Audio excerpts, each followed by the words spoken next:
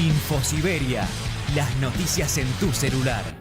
Mandá un mensaje de WhatsApp al 11 3205 8813 y recibilo gratis todas las mañanas. Infosiberia, las noticias en tu celular. Radiocaput.com. Estás conectado. Estás en Caput. Nosotros, los otros.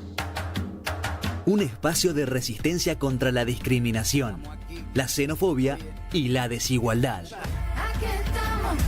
Si las palabras migran su significado, si nos exilian en nuestra propia casa, si la piel rechaza y el color separa, si los dioses discuten sus razones, si los géneros se sacralizan y los sexos no encajan, entonces simplemente seremos otros.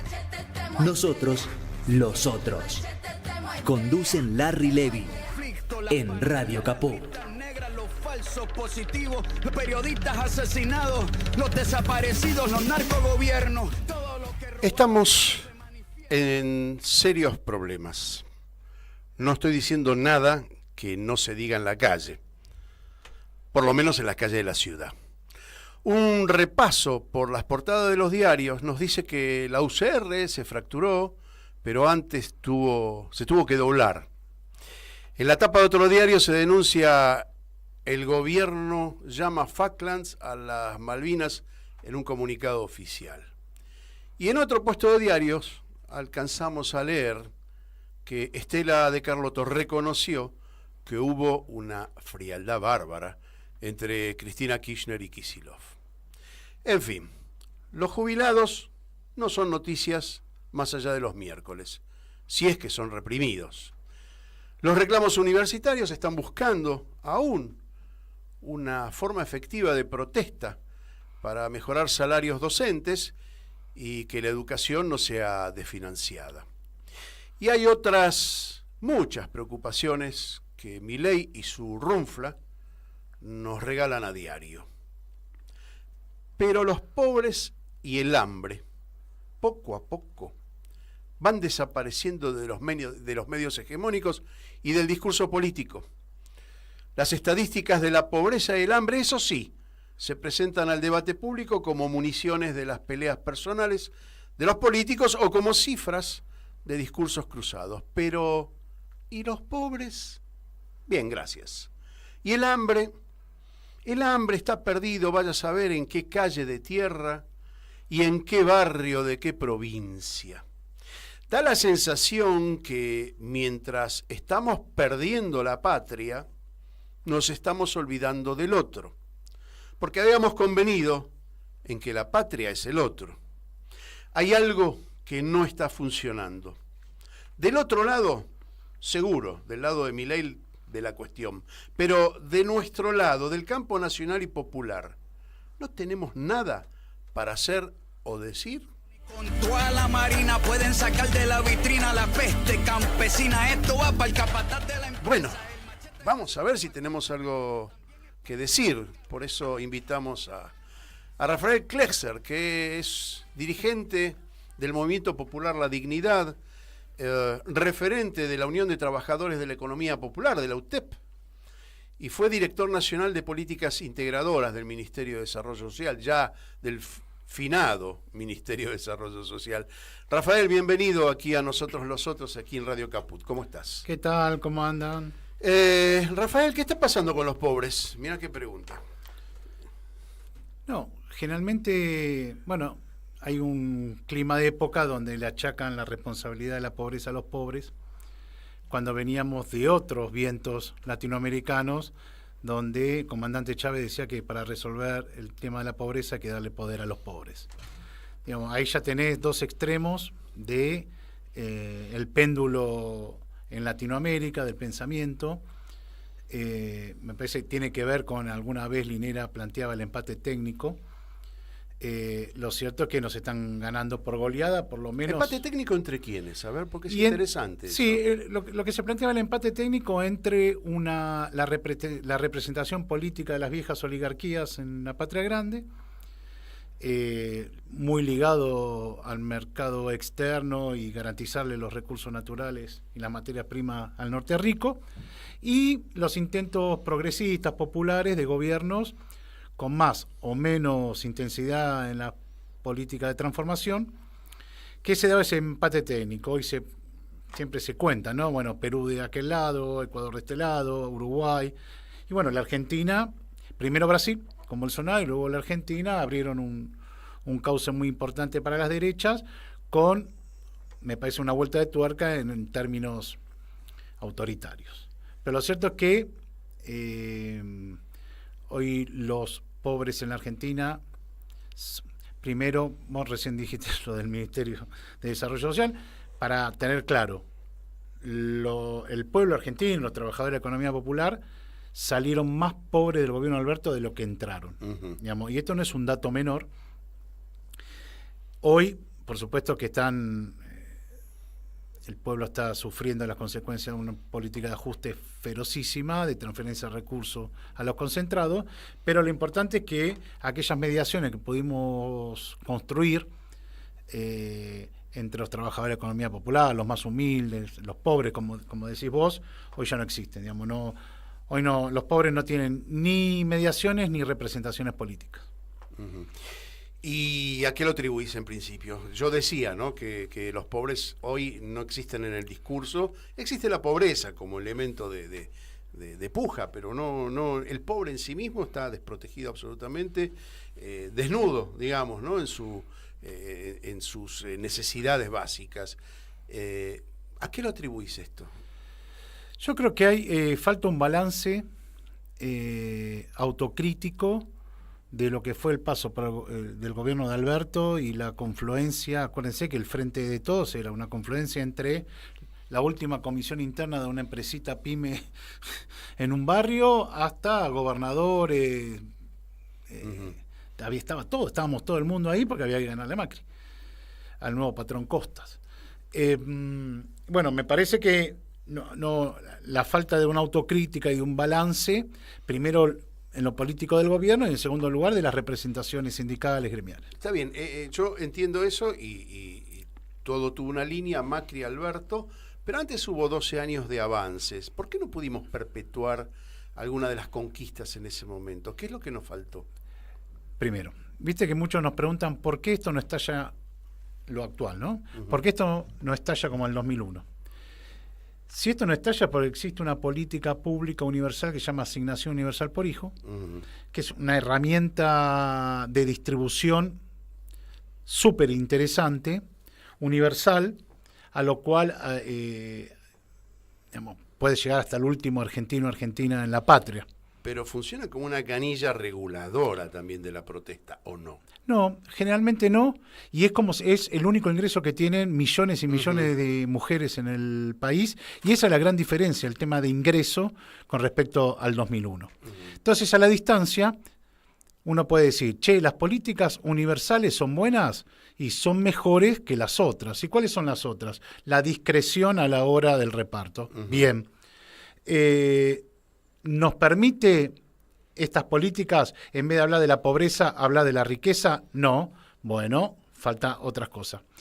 Yo creo que no dimensionamos en su momento el tema de la asignación universal por hijo porque lo veíamos como algo común dentro de un gobierno popular o que quería ser popular. Entonces, nada, era algo más. Hoy es la línea divisoria entre tener y no tener nada. Ahora, no se capitalizó y no se explicó en términos de distribución de la riqueza, del excedente social y del reparto o de la concreción de la justicia social como correspondía. ¿Cómo damos vuelta? Vos hiciste una mención, hablamos de la pobreza, pero no hablamos de la riqueza. Y en última instancia el debate político me parece que pasa por ahí. Eso por un lado. Y por otro lado, vos estás aceptando como una política que funciona como colchón de la vida digna. La vida digna significa tener un laburo, vivir del laburo dignamente. Y vos decís, bueno, todo esto se frena porque tenemos la asignación que está perfecto en un momento de necesidad. Pero perpetuamos de alguna manera en la concepción política el subsidio, el que el Estado esté de alguna manera regulando las conquistas, es decir, frenando la conquista de un laburo en serio, de promover la economía de tal modo que todo el mundo tenga laburo, de promover las empresas, digamos, sí, cooperativas. Uh-huh. Hay un montón de soluciones a las cuales el Estado podría contribuir sin necesidad de repartir o repartirlo de otra manera el subsidio y llegar a una vida más digna. Eso parece que está faltando en el discurso, inclusive del propio campo nacional y popular. Sí, igual yo creo que está buena la pregunta. No sé si la punta del ovillo empieza por ahí, pero voy a tratar de... La asignación universal por hijo es una política reparadora y de sujeto de derechos y de reconocimiento a las tareas hogareñas que hicieron las mujeres durante tantos años. Dijiste una palabra clave, que es la que yo te discuto. Es reparadora. Ok, ahí coincidimos. Estamos reparando algo, ¿sí?, que estaba descompuesto, entre comillas lo digo, ¿no? Bueno, pero volvamos las cosas a la situación de normalidad, que significa que no haya que reparar nada, que esté funcionando todo lo que tiene que funcionar, que es el trabajo, el salario digno, la vivienda, la educación, etcétera, etcétera. Digo, no estamos haciendo, digamos, de alguna parches todo el tiempo en el campo nacional y popular y no poniendo sobre la mesa cuál es el destino que nosotros queremos para nuestra gente. Es decir, yo creo que el campo nacional y popular, no sé si para atrás o para adelante en términos de desafío. Lo cierto es que no está planteándose una política de desarrollo. No hay un programa de desarrollo autónomo, soberano. Creo que el campo nacional en general y en particular el peronismo se quedaron sin socios internos para aplicar su programa mercado internista. ¿Estás hablando de una burguesía nacional? Algo sí, que se Perón quedó, en su momento... Claro, se quedó sin socios. Néstor también.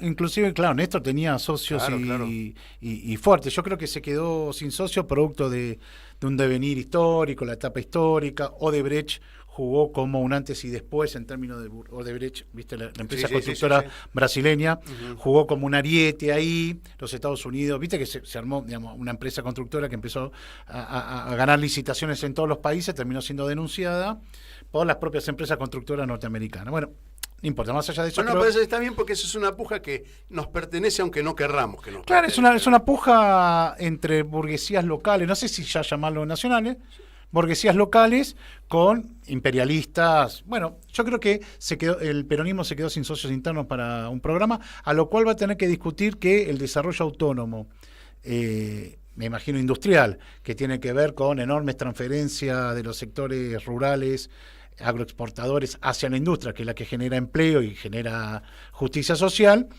va a tener que sustituir de alguna forma esos empresarios burgueses locales con empresas. Es decir, el peronismo va a tener que discutir nuevamente el Estado empresario, el Estado inteligente, ayornado, como vos quieras, pero que se haga cargo de determinados sectores de la economía que sirvan de punta de desarrollo a este capitalismo en su fase actual. Vos fijate que las únicas economías mundiales, estos bloques regionales que emergen, son aquellas que tienen la capacidad de regular y de intervención estatal en sus economías. Estás hablando del BRICS, por ejemplo. Por ejemplo.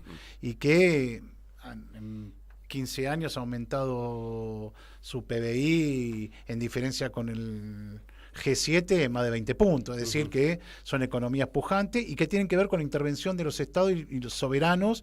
Es una vieja discusión que hay sobre las formas de gobierno, la democracia, la crisis de la democracia, la crisis del liberal norteamericano, digamos, ¿no? El neoliberal trucho. Sí, pero esa crisis de democracia liberal no trae intervenciones estatales, sino que está generando fascismo. Son dos cosas diferentes. Claro. Pero digo, lo que está poniendo en tela de juicio en última instancia, que sí está funcionando en Oriente, en los países de Oriente, es el sistema político, ¿sí? No es la democracia liberal occidental, son otras formas de gobierno. Hablaste de algo que me interesó sobremanera, que es el socio local, digamos, o el socio nacional de un gobierno nacional y popular, valga la redundancia, lo que intentó hacer Perón en su momento, en los años 50, y lo que Néstor intentó también, y no pudimos lograr asociar. Y yo lo relaciono con algo, creo que va a ser no sé, hicimos cuántos programas este año, no sé, 50, 40, en los 40 más o menos lo repetí, porque el primer programa que tuvimos este año fue Ricardo Anoskin diciéndonos, tenemos un empresariado no solamente prebendario y todos esos adjetivos sino de una ignorancia supina, que no tiene un proyecto ni siquiera propio, ¿no? Entonces por ahí pasa la cosa, ¿no? Que es muy difícil lograr cierta sinergia, por llamarlo de algún modo, con ese sector de la sociedad. ¿Cuál es la propuesta que vos encontrás, más allá de las revisiones autocríticas, que evidentemente hay que hacerlas? Estamos en medio de un clima muy oscuro en estos tiempos, inclusive las divisiones internas dentro del campo nacional y popular, las rencillas. Ayer tuvimos una, más allá de que uno tenga identificación con alguno o con los dos y nos duela lo que pasa, bueno, pero están pasando estas cosas que son propios de la dinámica política que no podemos obviar. ¿Qué deberíamos hacer? ¿Qué deberían hacer las masas de pobres que no están escuchadas, que no son escuchadas por nadie? Hoy hay un montón de gente que ingresó a la pobreza de manera repentina, catastrófica, y no, vos decías, no tienen representación política. Y entonces, ¿qué deberían hacer? Sí, a ver, digo, es más para pensar en conjunto. A mí me da la sensación de que creo que Milei, una de las enseñanzas que nos deja es la capacidad de modificar las correlaciones de fuerza. Es decir, ¿te acordás del viejo axioma fernandista por Alberto de que no me dan los votos? A este tipo ganó las elecciones sin una básica, por supuesto con el poder económico atrás, pero sin una básica, sin fiscales, y en 48 horas te mandó un decreto de necesidad de urgencia, no sé, de 300 artículos. Sí, encontró anclaje en un sector del público. Eso es el tema electoral, pero cuando empezó a gobernar, en 60 días, 30 días, hizo lo que hubiésemos deseado, aquellos que queremos transformar las cosas cuando llegamos al gobierno. Es decir, transformarlas, tener las pelotas para llevar adelante lo que uno cree que está convencido. Yo entiendo que Alberto no estaba convencido de nada. Me parece un tipo de una tibieza total, que es muy duro o está siendo muy duro reconstruir la confianza en la política que debemos tener el pueblo para participar. Es decir, ¿quién nos convoca hoy? Hoy no nos está convocando nadie. La ingenuidad de construir solamente desde abajo, de forma artesanal, cuando vos tenés un mundo, este capitalismo de plataforma que... ¿Es necesario los liderazgos entonces? Sí, por supuesto. No, más allá de que son necesarios, existen, digamos. Está bien. Existen. Bueno, hoy están todos cuestionados, pero está bien, tiene que haber un liderazgo. La militancia popular en los territorios está intacta. Bueno, ahora, ahí quiero ir. Está intacta. Porque estamos hablando de política y no quiero hablar acá del Congreso, está acá 4 cuadras, y la verdad que no me interesa, porque en realidad lo que se está planteando ahí es una discusión que es que no... inerte, que no tiene ningún valor. ¿Qué está pasando en el territorio? El territorio, hay la militancia está intacta, lo que sí hay un divorcio con la comunidad, que se está reconstruyendo. Y el divorcio es que vos venís de una situación muy complicada, donde los movimientos populares en la Argentina, en vez de representar esto de la dimensión de la representación y de la intermediación, en vez de representar a tu comunidad frente al Estado, vos representabas, o las organizaciones representaban al Estado frente a la comunidad. Entonces, la inversión de la representación te jugó en contra a la hora de plantear... Bueno, pero vos entraste al ámbito de gobierno también. Y así salí en un año y medio. En 2 años. ¿A vos te sirvió eso como parámetro para decir, estoy de este lado del Estado. Sí, claramente. No es solamente. ¿Se plantea como una contradicción ser representante de un conjunto de la sociedad y ser representante o representar todo eso dentro del Estado? ¿Hay una Dentro de un Estado neocolonial, sí. Bien. Ahora, me parece en un estado que quiere cambiar las cosas, no. Sí, no estamos en Cuba, eso está claro, entonces es muy difícil. Sí, en un estado neocolonial, sí. Sí, porque lo que vos tenés que dar es, desde el Estado, pedir disculpas cuando vas a una comunidad. No planteás con alegría, vamos a participar. La política en la Argentina no convoca a la gente. Es imposible gobernar un país como el nuestro sin las plazas de Mayo repletas de trabajadores exigiendo sus derechos. La calle. Es la calle. Pero la calle con un programa porque inclusive con el miedo que le tienen a la gente los gobernantes, inclusive los propios compañeros, compañeras, que no frente a 2 o 3 compañeros que ya le levantan la voz en términos, es lo que merecemos, ya se ponen nerviosos y terminan volviendo al palacio. Y eso me parece que lo que deconstruye un ideario, volviendo a la pregunta que me haces, un ideario entre los vecinos, los compañeros, los laburantes más humildes, en una agenda propia aliada a la política, digamos. No se visualiza ni en pedo eso. ¿Qué piensa la gente? Voy con vos al terreno y te pregunto, ¿qué piensa la gente de esta discusión política?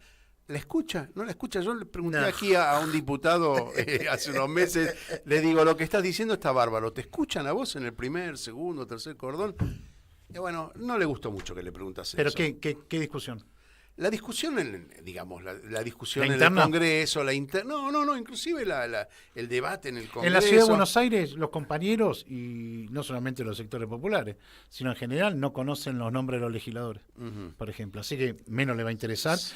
Y es un error, digamos. Yo creo todo lo contrario. Yo creo que es un error. Nos tenemos que interesar porque ahí venden a la nación, a la ciudad, digamos, nos cagan todo el tiempo. Digamos, las discusiones se están poniendo un poco...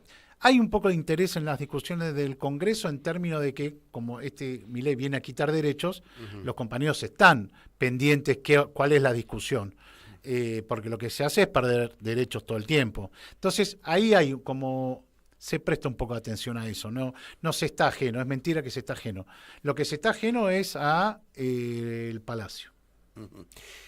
Si quiero saber cómo se sostienen las familias en el terreno, con 200, 300, 500 mil pesos, que es más o menos lo que perciben, ¿cómo hacen? ¿Qué es lo que hacen? ¿Qué malabarismos hacen?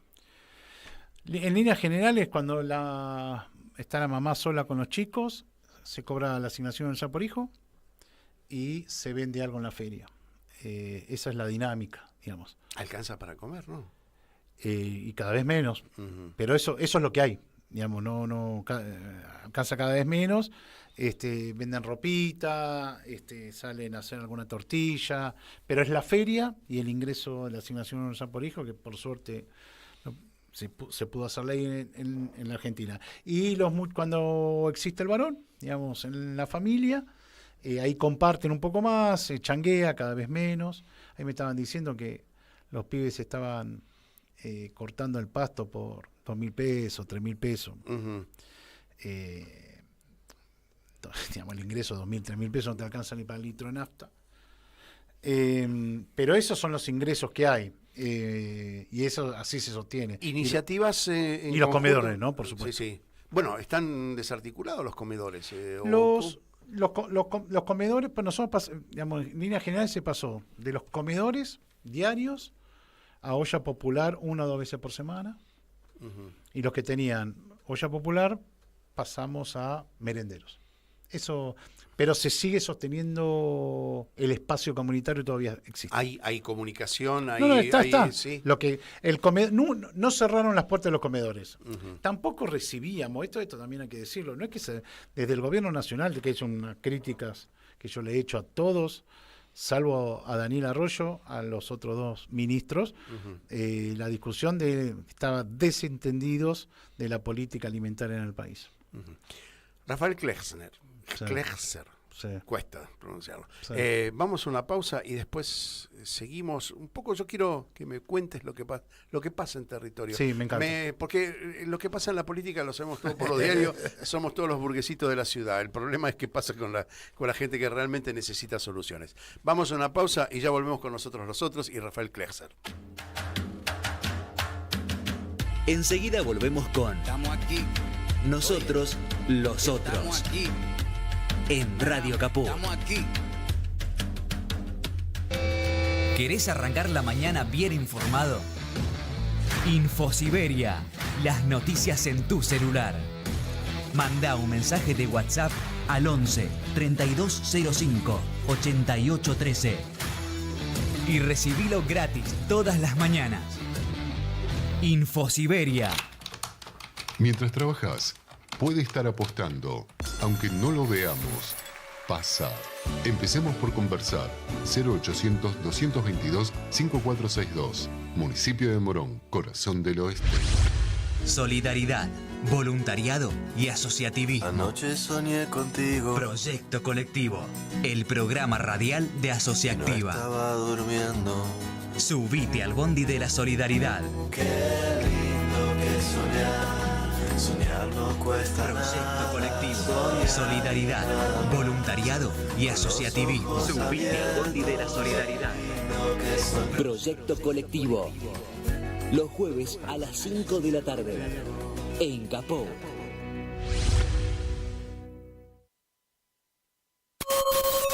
¿Cómo puedo hacer para escuchar Radio Caput en el celular? Primero lo importante. Prenda el teléfono. Así me puedo acercar a saludarlos y... Abra el Play Store de Google. Tipee en el cuadro de búsqueda Radio Caput. Caput con C. No desesperes. Es la única que hay. Toque el botón instalar y espere unos instantes. La aplicación de Radio Caput ha sido instalada exitosamente. Busque el icono en su celular Los quiero mucho, los aprecio y los admiro mucho, lo que hacen, los felicito. y podrá escuchar la única e irreemplazable programación de Radio Caput. Sería un placer para mí, realmente. Radio Caput. Radiocaput.com. Mientras todos duermen, algo muy extraño ocurre en los laboratorios químicos RX. Seguinos en Twitter, @Radio Caput, o en Facebook, Radio Caput. Mandanos un WhatsApp. Mandanos zaraza y noticias. 11 65 16 44 46. Seguimos en Radio Caput con Nosotros los Otros. Estamos aquí. Seguimos en Radio Caput con Rafael Klexer, un referente del movimiento popular La Dignidad, referente también de la UTEP, de la Unión de Trabajadores de la Economía Popular, que me gustaría que explique las dos un poquito para que la gente sepa, porque todo es la UTEP, es Graboy, son nombres y no son organizaciones para la gente. ¿Sí? Defendemos de pronto una organización sin entender qué es lo que pasa adentro, de qué se ocupa, y todo muy lindo, todo es muy progre, entre comillas, porque hasta la palabra esa hoy está cuestionada, el concepto, y no sabemos de qué trata, dónde están, qué hacen, ¿sí?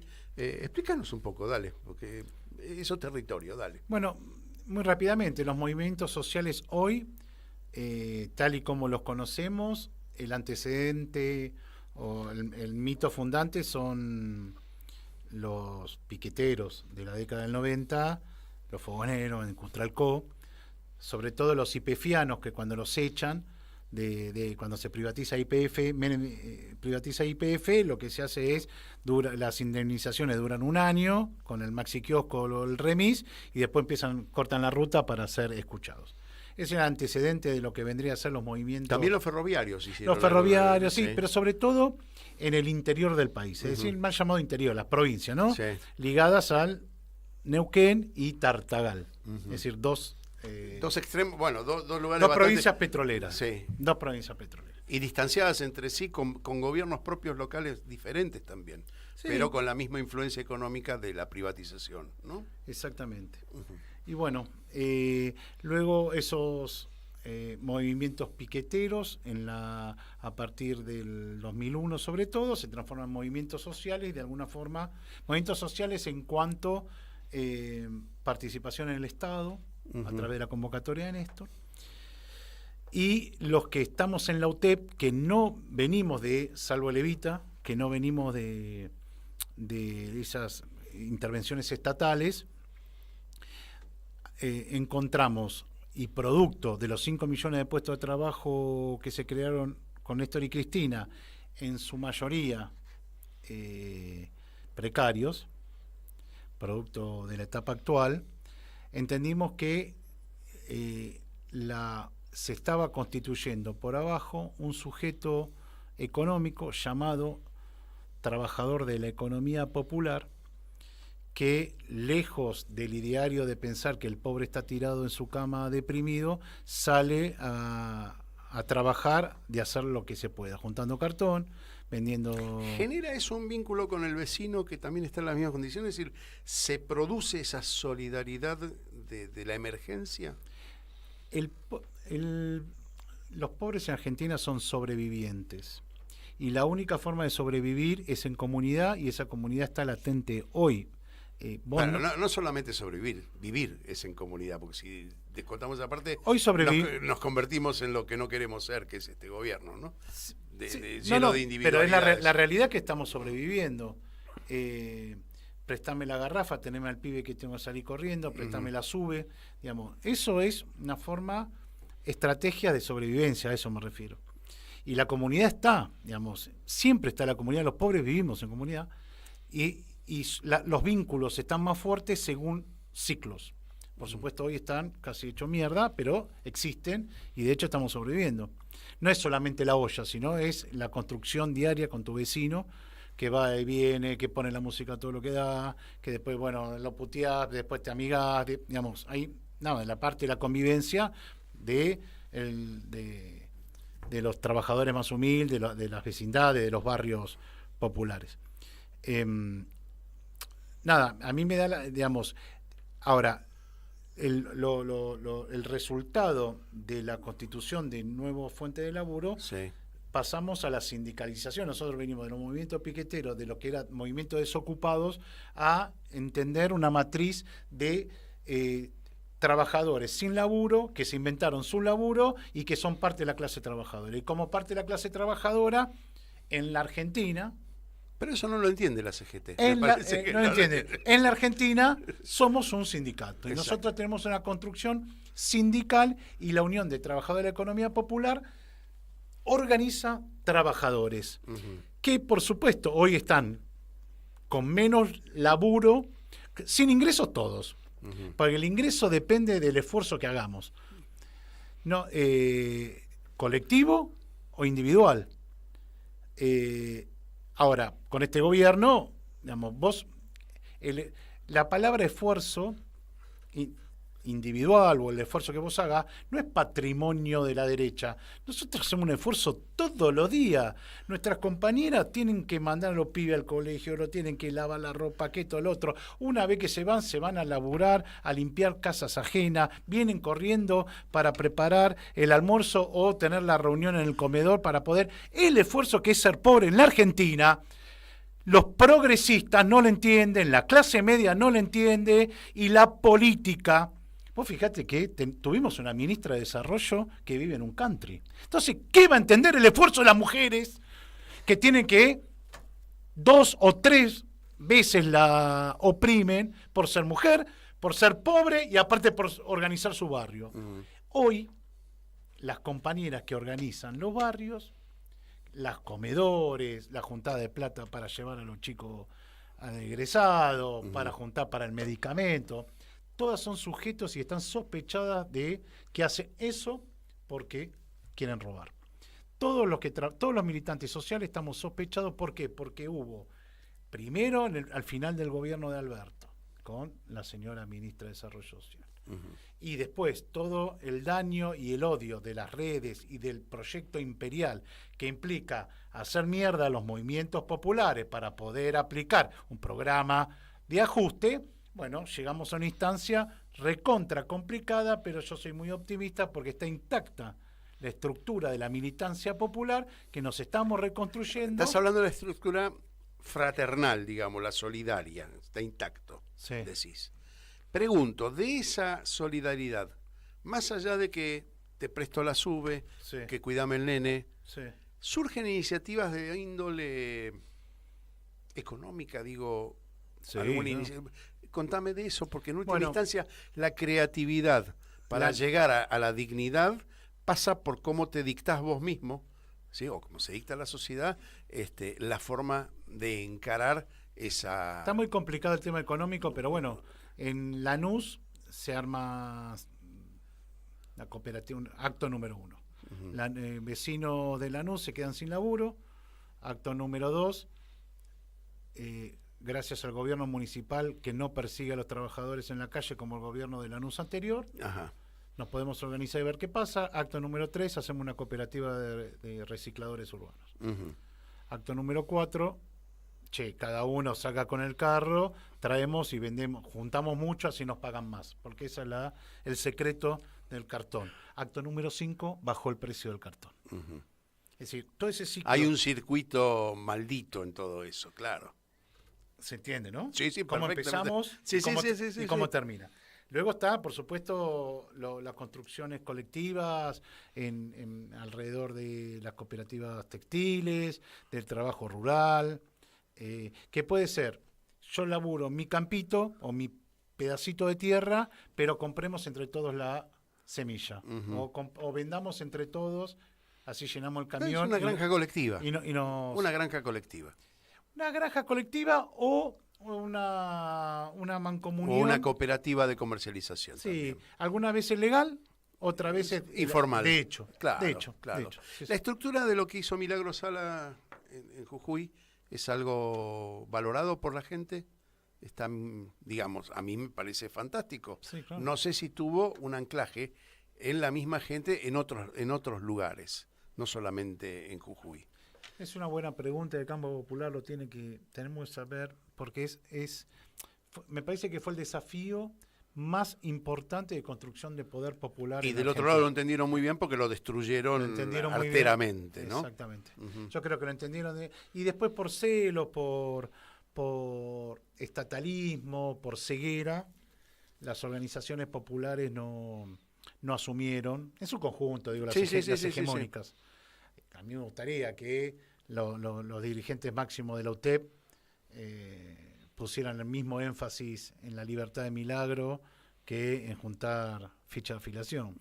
Pero bueno, me parece que el intento más serio de construir poder popular y de darle poder a los pobres fue a través de Milagro Sala en Jujuy. Ujú. Como ejemplo de construcción. Sí, más vale. ¿Cómo volvemos a eso? ¿Cómo volvemos a esa reacción? ¿Cómo volvemos a ese emergente que constituyó Milagro Salax, mirando todo su alrededor, porque contemplaba la educación, contemplaba el trabajo, contemplaba la salud, Sí. es decir, tenía un grado de autonomía intelectual, digo, ¿no? Importantísimo, casi un Estado dentro del Estado, cosa que es lo que desafió en última instancia, ¿no? Ujú. ¿Cómo hacemos para transmitir esa, no digo solución, pero digamos ese camino, ¿sí? Sí. Sobre todo con una propaganda tan Necesitamos individualista que también ha calado en los pobres, porque ha calado, ¿no? El teléfono celular lo tienen todos. El consumo, decimos. Y claro. Sí, sí. No, primero, bueno, sí, Porque el consumo... abriste 3 ventanas ahí. Pero sí, el consumo, no puedes plantear un modelo económico basado en el consumo como planteó sobre todo Cristina en el último gobierno, porque tenés un quilombo y se te va, y la gente, si la acostumbraste al consumo, y ese consumo que no era en base a un desarrollo productivo nacional, sino en base a estos telefonitos o autos que pagamos el 80% en ese momento de dólares, se nos iban en los autos, bueno, no importa. Más allá de eso, yo creo que con respecto a la construcción de poder popular, como se tensiona ahí las concepciones y la posibilidad de construir poder popular sin un Estado, porque de hecho en el ejemplo o el caminito de la Tupac de Milagros fue a través de el Estado, digamos, es una gran organización popular con muchísima territorialidad, con la construcción de las conducciones a partir del pueblo, no impuesta, me parece, y por el otro lado un Estado que... Y una convicción muy fuerte. Yo la vi actuar a Milagro acá en la capital con toda su gente en la calle y con imponerse, ¿no? Frente a lo que podía ser diluir su poder, ¿sí?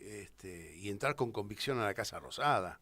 Lo hemos visto, ¿no? Sí, yo creo que hubo dos experiencias ligadas al Estado, tanto la de Milagro como la construcción de Casas de las Madres, que tenemos que tamizarlas, tenemos que debatirlas, ya es tiempo, ya se puede hacer, hay que poner las cosas sobre la mesa y sacar lo bueno y lo malo. Yo creo que hay mucho más de bueno que de malo. Ahora, ¿se puede construir poder popular sin el Estado? Bueno, debatámoslo, veamos cómo. Digamos, cierto que la capacidad organizativa del pueblo argentino es enorme, enorme, y me parece que no está acompañada con la política. La política es todo lo contrario, digamos, las instituciones del régimen, sean los partidos políticos, la fuerza de seguridad, los medios de comunicación, le tiene pavor a la gente movilizada. Y me parece que eso es un error. Ese peronismo plebeyo, que tiende a organizarse naturalmente con sus pares, es odiado por el peronismo institucional. Y ahí hay un quilombo que tenemos que resolver, y tenés dos formas. O no le das más pelota al peronismo institucional, o haces un asalto y no puedes hacer una de convocatoria participación. pero no puedes hacer una convocatoria que abarque más allá del peronismo como identificación, digamos. Todo el campo nacional y popular no es solamente el peronismo, No, pero ese peronismo plebeyo es un poco el motor y... Es la impronta de la política nacional, eso no me cabe duda, ¿no? Está instalado... Para ponerlo de otras palabras, sí. El pueblo plebeyo, rebelde y que defiende... El ejemplo son del movimiento villero en la ciudad de Buenos Aires. El movimiento villero en Argentina tiene sus raíces en el peronismo, pero muy profundamente. Ahora, cuando se tienen que parar de mano frente al PJ o a un concejal de estos de cuarta que hay... Estás hablando de Mujica, la Villa 31... Estoy hablando de esa enseñanza hasta ahora. Siempre van a defender la villa frente a la política. Siempre. Y se paran de mano a sus propios compañeros. Es decir, es algo para destacar. Bueno, todo eso hay que generalizarlo. Y Buenos Aires está siendo difícil con los gobiernos sucesivos de la derecha, ¿no? Es decir, hay una... Sí, pero bueno, ya es en un momento ponernos a pensar, muchachos, hay que cortarle los negocios como sea. ¿Vos escuchaste alguna convocatoria de movilización contra Jorge Macri? Hasta el momento no. ¿Quién tiene capacidad de convocarnos? La Villa seguramente, el PJ. La Villa no, la Villa no son PJ. La Villa no son PJ. Pero ¿quién nos convoca? ¿Quién nos convoca a movilizar a pelearnos con Jorge Macri? ¿Quién? Por ahora el único Santoro, que no es... Santoro no me convocó, y lo quiero mucho, Santoro. Sí. La otra vez no me saludó, pero lo quiero mucho. Sí. No nos convocan. Hace 20 años que nadie nos convoca. Que nos autoconvocamos, salimos, resistimos cuando vienen a desalojarnos, organización en las villas cuando viene alguna topadora, los comerciantes haciendo lo que pueden. No hay una convocatoria de la política a enfrentarnos con la derecha en la Ciudad de Buenos Aires, y ahí hay una impugnación de la política tradicional en la Ciudad de Buenos Aires, muchachos. Hay que dejarse joder un poco. Hay un divorcio muy fuerte. Sí, están haciendo negocios. Me estoy picanteando, pero bueno, ya, digamos, vos me preguntaste. Acá en la Ciudad de Buenos Aires, pero dale, no resiste. ¿Quién nos convoca a pelear? ¿Por qué no hay una movilización de los demócratas, los humanistas, los sectores populares en la Ciudad de Buenos Aires contra el ejercicio autoritario de Jorge Macri? No hay. Está bien. Y contra Larreta hace 2 años, y contra Mauricio Macri hace 10 años. El futuro del movimiento, digamos, de las organizaciones que están relacionadas con el trabajo informal, con la UTEP, en los próximos tiempos, porque te iba a hacer una pregunta, pero Dale, tengo dale. dudas, Dale. pero te la voy a hacer igual. Sí. Hemos discutido aquí con un montón de gente, de intelectuales que hablan, yo tomé una frase y la repito también, Dale. hasta el cansancio, de Enzo Traverso, que dice que los intelectuales modernos, los de las últimas 3, 4 décadas, son más panelistas de televisión que generadores de un pensamiento disruptivo. Sí. ¿Vos ves alguna conexión entre la intelectualidad y la posibilidad de que los intelectuales conduzcan de alguna manera, no sé si liderar, pero de alguna manera tiren ideas a los movimientos de trabajadores informales? No. ¿Hay un divorcio mayor que con la política, menor que con la política, o no hay que contar con el aspecto, digamos, la academia está en condiciones de aportarle algo al movimiento? No, pues no somos objeto de estudio. Y cuando vos no sos objeto de estudio... Ahí está, eso es importante. No sos objeto de estudio. No sé cuál es el objeto de estudio hoy. Me imagino que están más enredados en entender qué pasó con la emergencia de Milei, que es más sencillo de lo que pensamos, pero no somos objeto de ¿Por qué estudio. es más sencillo de lo que pensamos?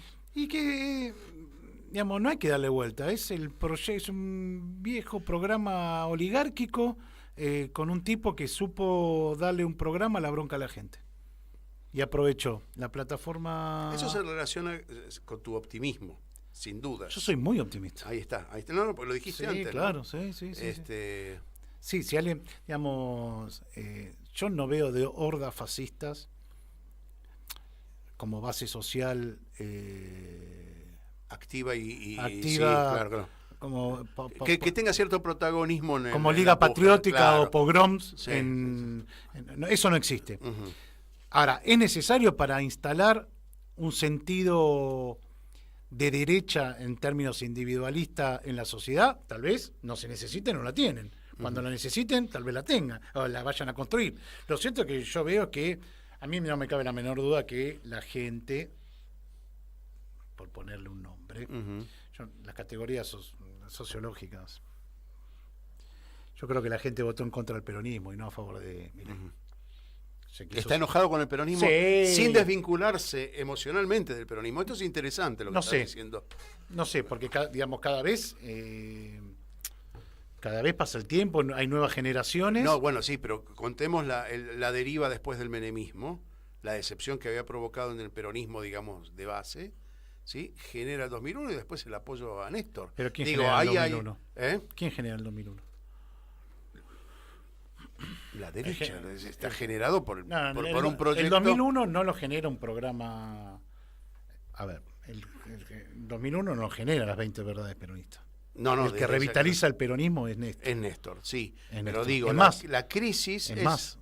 Estaba solamente el MTA en ese momento. Todo el cierto. resto de los sindicatos estaban pactando con la Banel, acordémonos, ¿no? Sí. Los huevos lo puso el MTA, ¿te acuerdas? El MTA y los compañeros de la CTA. Sí. Los compañeros de CTA. Bueno, ahora tenemos unos y pocos tenías a minutos Dualde más. en la jefatura del peronismo también. Bueno, por eso te digo, las contradicciones ahí no generaron una huida en masa del peronismo. Digo, al peronismo volvimos con Néstor y probablemente se genere un emergente también hacia adelante, ¿no? El tema sindical es un tema interesante porque ninguno de los sindicatos que, digamos, uno considera la columna vertebral del movimiento ha asumido la representación de del conjunto, de los que no tienen laburo. Es decir, ¿cómo interpretas eso? Es decir, o puro negocio o pura corrupción. No, yo creo que yo no creo porque hay... Yo soy muy respetuoso de los sindicatos, inclusive con las direcciones burocráticas. Digamos, ahora está un poco más claro la necesidad de la pelea por un sindicalismo antiburocrático, ¿no? Digamos, los tipos... Pero soy muy respetuoso, hay que trabajar, hay que fortalecer a las corrientes... más combativas, vamos a ponerle. Sí, de mayor representación, ¿no? De mayor representación, aún que no intenten representar al conjunto, sino inclusive a sus propios sectores. Así todo hay que ser muy inteligente. La reconstrucción del movimiento nacional, y esto que decís, que excede al peronismo, digamos, también hay que hacer un esfuerzo intelectual a aquellos que no somos parte del PJ, por tender puentes y reconstruir, porque de hecho, ¿con quién vas a hacer la revolución en Argentina? Lo vas a tener que hacer con todos los compañeros, las compañeras, las organizaciones, sobre todo las sindicales, porque lo que queda claro a nivel teórico es, vos fíjate que Milei nos gana con un discurso pre-Estado Nacional, de Mitre, liberal, capitalista, y que aquellos compañeros que nos decían, yo me acuerdo dentro del hotel, la discusión que tenía, pero vos te quedaste en el 45, vos te quedaste en esto, vos te quedaste con Cuba, qué sé yo, y venía Milei y te planteaba los discursos de Alberdi, y ganó un tipo que te planteaba eso. ¿Qué estás esperando vos para salir a hablar del plan quinquenal? ¿Qué estás pensando vos? ¿De dónde? El tema de la transparencia, o de la eficiencia, o de la libertad, o de tantas cosas que la han robado los sectores de la derecha, Las que consignas son están robadas. patrimonio nuestro, y que hay que explicarla. Nunca se plantea la libertad sin la igualdad y sin la justicia social. La libertad sola no quiere decir nada. Entonces, entre otras cosas, está desarmado teóricamente el campo popular para enfrentar a la derecha, inclusive para dar respuesta a sus propios compañeros cuando le preguntan, que se pierden, se marean, y vos tenemos dirigentes que no están capacitados. Bueno, eso es lo que yo te decía antes de no haber perpetuado en el tiempo las conquistas. Las conquistas, si las entendés, las podés reafirmar, las podés llevar adelante y podés volver a responder a aquello que está faltando. Pero si no las perpetuaste en el tiempo, ni en la conciencia de la gente, estamos en el horno. Es decir, tenemos una poca capacidad de rememorar lo que nos trae el bienestar.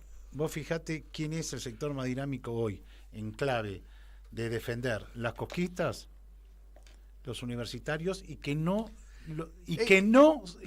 la estamos dirigiendo nosotros. Exactamente, pero es interesante porque esa es una conquista que está tan enraizada en la sociedad, de la cual participa también la clase media. ¿Sí? Exactamente. Y entonces eso es importante. Si logramos aerolíneas también, Aerolíneas también. Y si logramos, no los trenes, fíjate. Los trenes están un poquito más ocultos. Porque subimos a las 6 de la mañana y vamos como ganado. ¿Quién va a querer esos trenes? Tuvimos trenes nuevos durante el gobierno. No, déjese joder. No tuvimos toda la línea Sarmiento, es imposible. toda la del Roca. Es imposible. Un laburante no puede amar los trenes si no tiene una conciencia social de defensa nacional, de la soberanista y estatal, de una planificación de la economía. Bueno, es mucho. Hay muchos ámbitos en los cuales pero vos sos un laburante a las 6 de la mañana esperando, bajo el frío, bajo el calor, esos trenes que vienen atiborrados de gente, y bueno, es muy difícil.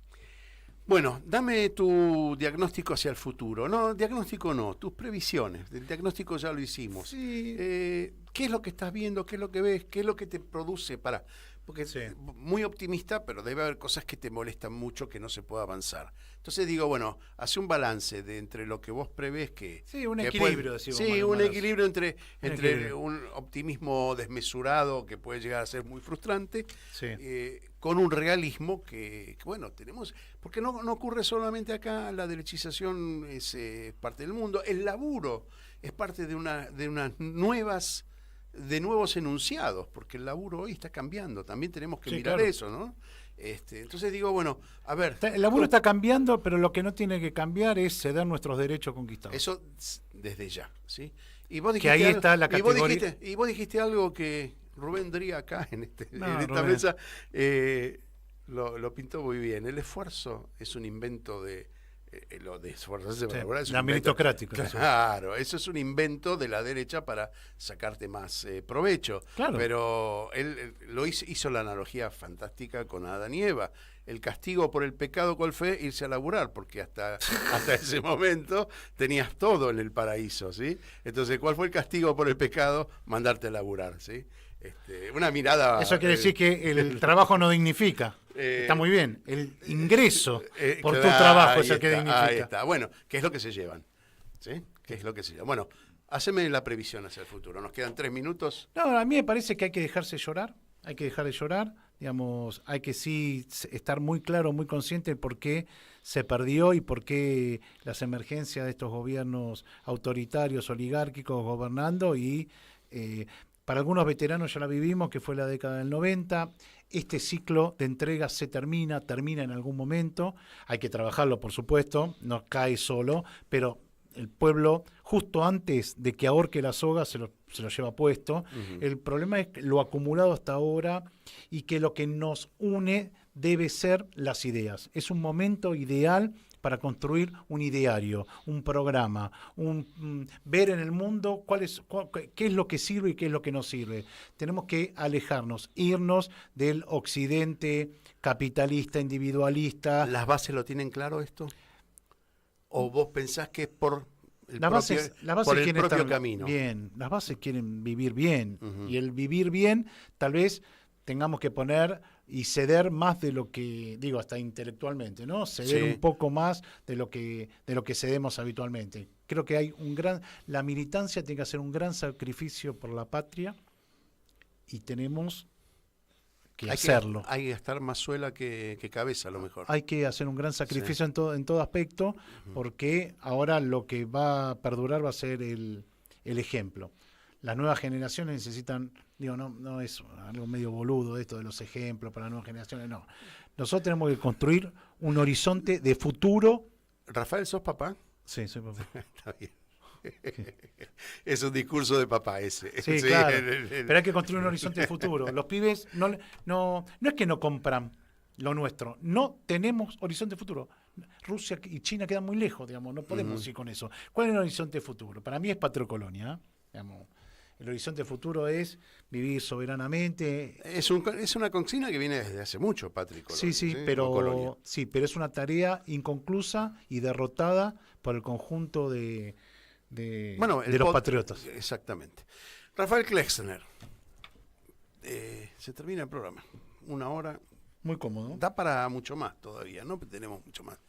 Seguramente, como le digo a todos, en el transcurso del año o el año próximo nos volvemos a encontrar. Gracias por haber venido. No, por favor, gracias por Gracias por habernos transmitido parte de lo que está pasando en lugares donde, o en sitios, o en lugares, o en escenarios que, digo yo, los burguesitos de la ciudad nos cuesta entender, nos cuesta interpretar. Gracias por haber estado por acá. favor. Gracias, Martín Loza. En los controles nos encontramos el jueves que viene, 16 horas, aquí en Radio Caput. Aquí estamos, siempre estamos, no nos fuimos, no nos vamos. Aquí estamos pa' que te recuerde, si quieres mi machete te muerde. Hasta aquí, nosotros, los otros de hoy. En la guerrilla, los hijos del conflicto, las pandillas, las listas negras, los falsos positivos, los periodistas asesinados, los desaparecidos, los narcogobiernos. Nuestra maestra Eve de Bonafini. En Caput nos enseñó a pelear. Pasan cosas. Amado Vudú. ¿Quién puede decir que nuestra democracia tiene padre cuando en realidad lo que tiene es madres? Las madres de nuestra democracia son las madres de la Plaza de Mayo, la madre de nuestra democracia es Eve de Bonafini. Ningún padre. Dora Barrancos. Ella era muy barroca. Creo que había una onda, una ternura. Ulises Gorini. No era políticamente incorrecta, era plebeya, hablando de los otros modales, de ese correr los límites de lo posible, en lo que se podía decir, en lo que se podía hacer. Era una profunda revolucionaria. ¡Eve de Bonafini!